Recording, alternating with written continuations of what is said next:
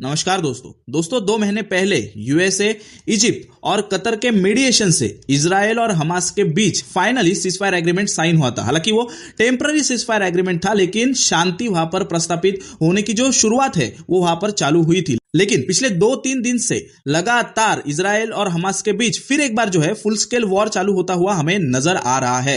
यहां पर भी हम देख सकते हैं कि Israel kills at least 60 today as central Gaza strikes rise. देखो, 2 या 3 दिन पहले इजराइल ने हमास के ऊपर बहुत ही सीवियर एयर स्ट्राइक कंडक्ट किया था, जिसमें करीब करीब 470 लोग मतलब 470 लोगों की जान जो है वो जा चुकी थी। और यहां पर शर्मनाक बात यह थी कि फिर एक बार वहां पर टोटल डेथ टोल का 2/3 जो डेथ है उसमें महिलाएं और बच्चों का समावेश था।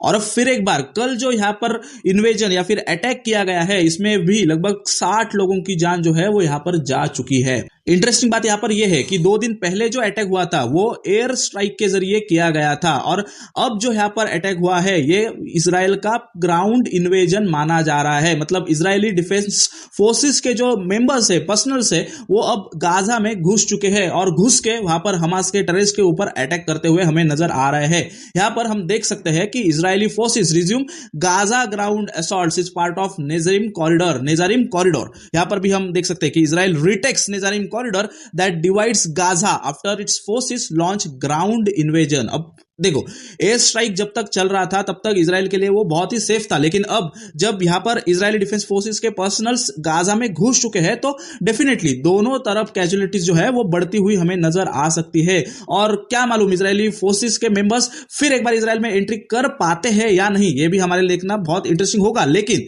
अब ये जो ग्राउंड इन्वेजन यहां पर हुआ है ये नेजारिम कॉरिडोर के ऊपर हुआ है, और यहां पर यह बताया जा रहा है कि इजराइल ने फिर एक बार यहां पर नेजारिम कॉरिडोर को अपने कब्जे में लिया हुआ है। लेकिन फरवरी में एक न्यूज आ गई थी और उसमें यह मेंशन किया था कि Israeli forces withdraw from the Gaza's Netzarim corridor. मतलब अभी हमने जो देखा कि इजराइल और हमास के बीच जो टेम्पररी सीजफायर हुआ था उसमें ये मेंशन किया गया था, इस पार्ट को मेंशन किया गया था कि इजरायली फोर्सेस जो नेजारिम कॉरिडोर में प्रेजेंट है उनको यहां से विड्रॉ करना होगा। और फाइनली 9 फरवरी को यहां पर इजरायली फोर्सेस ने नेजारिम कॉरिडोर को छोड़ा था। लेकिन अब अगेन यहां पर जब ये अटैक चालू हुआ है तो फिर एक बार यहां पर नेजारिम कॉरिडोर को ही टारगेट किया गया है। तो हमें यहां पर समझना बहुत इंपॉर्टेंट है कि इजराइल बार बार नेजारिम कॉरिडोर को ही क्यों टारगेट कर रहा है। लेकिन यह समझने से पहले सबसे पहले हमें नेजारिम कॉरिडोर और जो यहां पर हम देख सकते हैं कि फिलाडेल्फी कॉरिडोर, इन दोनों कॉरिडोर्स को आपको अपने नोट्स में जरूर मेंशन करना होगा, क्योंकि देखो यूपीएससी को ये बहुत ही हमेशा से ही आदत रह चुकी है कि इस तरह के क्वेश्चन वो बार बार अपने प्रिलिमिनरी एग्जाम में पूछती आ रही है। अब हम समझते हैं कि यहां पर नेजारिम कॉरिडोर को इजराइल के द्वारा बार बार टारगेट क्यों किया जा रहा है। तो देखो, ये जो है ये गाजा स्ट्रिप है और यहां पर हमें दिख रहा है ये जो पूरा इलाका है रेड मार्क किया गया हुआ, ये है नेजारिम कॉरिडोर। अब हम इतना तो समझ सकते हैं कि इस नेजारिम कॉरिडोर ने गाजा को 2 हिस्सों में कट कर दिया है। अब जब ये इजरायली डिफेंस फोर्सेस के मेंबर्स है वो यहां पर इन्वेड कर चुके हैं इस पूरे इलाके में, तो डेफिनेटली यहां पर टेररिस्ट की जो मूवमेंट है नॉर्थ साउथ से, मतलब यहां से लेकर यहां तक ये जो मूवमेंट इजराइल हमास टेररिस्ट की जो है वो यहां पर रोक दी जा सकती है। और इसका फायदा इजराइल को ये होगा कि देखो ये पूरा इलाका जो है वो हमास के लिए बहुत ही बेनिफिशियल एरिया है, क्योंकि यहां पर जो इस कॉरिडोर के चलते यहां पर वेपन की मूवमेंट हो, टेररिस्ट की मूवमेंट हो, ये इजीली हो पाती है। तो यहां पर जो सिटीज लोकेटेड है इस पूरे इलाके में, उन पर अटैक करने के लिए हमास के लिए बहुत इजी यहां पर वे क्रिएट होता है। लेकिन अब यहां पर जब इजरायली फोर्सेस इन्वेड कर चुके हैं तो यहां पर टेररिस्ट की मूवमेंट भी नहीं होंगी और जो वेपनरी मूवमेंट जो है वो भी यहां पर कुछ हद तक कम हो सकती है। और इसी के चलते ये पूरा इलाका, ये जो सिटीज यहां पर लोकेटेड है इस पूरे इलाके में, इनको कुछ हद तक सेफ किया जा सकता है। और एक बात इजराइल का यह भी मानना है कि यहां पर इन्वेजन करने के बाद इस पूरे इलाके में एक बफर जोन भी क्रिएट किया जा सकता है।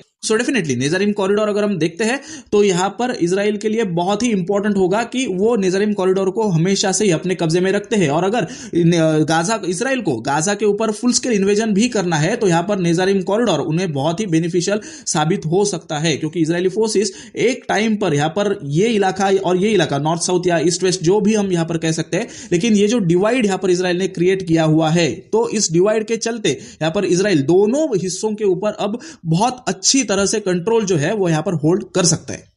नाउ इस पूरे वॉर में डोनाल्ड ट्रंप का क्या रोल है ये हमारे लिए समझना बहुत ही जरूरी है, क्योंकि देखो जब सीजफायर एग्रीमेंट कंक्लूड हुआ था तब हम सबको पता है कि यूएसए, इजिप्ट और कतर इन तीनों देशों के मीडिएशन के बाद इस सीजफायर डील को कंडक्ट किया गया था। लेकिन अगर हम यूएसए की बात करते हैं तो डोनाल्ड ट्रंप और जो बाइडन इन दोनों का बहुत ही रोल इस डील को कंक्लूड करने में रहा था।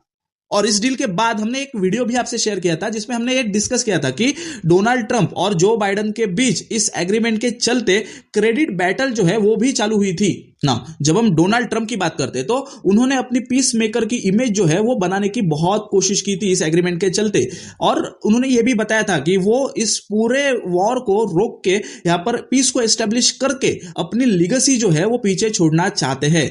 लेकिन अब जब यहां पर फिर एक बार वॉर चालू हुआ है तो यहां पर ट्रंप की जो इमेज है, ट्रंप का जो इंटेंशन है इस वॉर के पीछे, उसको फिर एक बार स्क्रूटनाइज करना बहुत ही जरूरी है। उनके इस पूरे रोल के ऊपर या फिर उनके इंटेंशन के ऊपर फिर एक बार सवाल खड़ा किया जा रहा है। तो यहां पर भी हम देख सकते हैं कि how Trump took credit for the Gaza ceasefire and then let it unravel. So इसे हम स्टेप बाय स्टेप समझने की कोशिश करते हैं। तो देखो, नेतान्याहू और डोनाल्ड ट्रंप फरवरी में एक ज्वाइंट कॉन्फ्रेंस को एड्रेस करते हैं।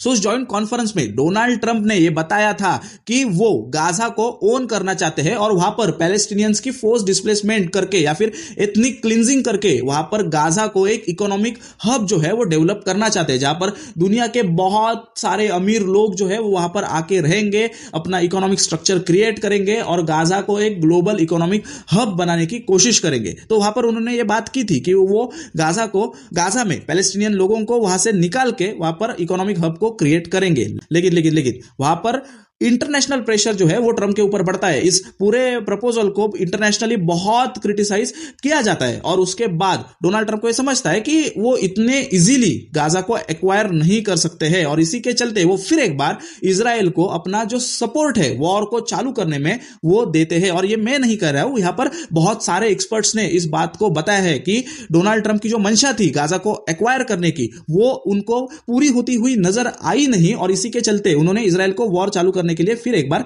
सपोर्ट किया। और हमने पहले भी देखा है कि ये जो एग्रीमेंट कंक्लूड हुआ ये टेम्पररी था। तो जो बाइडन और डोनाल्ड ट्रंप है उन्होंने भी ऐसा नेतान्याहू ने क्लेम किया था कि उन्होंने भी उनको नेतान्याहू को पूरा सपोर्ट किया था। यहां पर हम देख सकते हैं कि their full backing to Israel's right to return to fighting. मतलब इस डील में भी बाइडन और ट्रंप ने इजराइल को सपोर्ट किया था कि वो यहां पर जब चाहे तब इस वॉर को फिर एक बार चालू कर भी सकते हैं। मतलब अगर इस पूरे इंसिडेंट को हम समझते हैं तो गाजा को एनेक्स करने की बात हो या फिर इजराइल को वॉर चालू करने के लिए सपोर्ट करना हो, इन सारी चीजों को अगर हम देखते हैं, इवन इस डील को टेम्पररी डील बनाना हो, पीस की गारंटी जो है वो ना लेना हो, इन सारी चीजों को अगर हम समझते हैं, देखते हैं, तो हमें यहां पर समझ आ सकता है कि यहां पर ट्रंप जो है वो अपने मन में ये तो नहीं चाह रहे हैं कि वहां पर पीस जो है वो एस्टेब्लिश हो।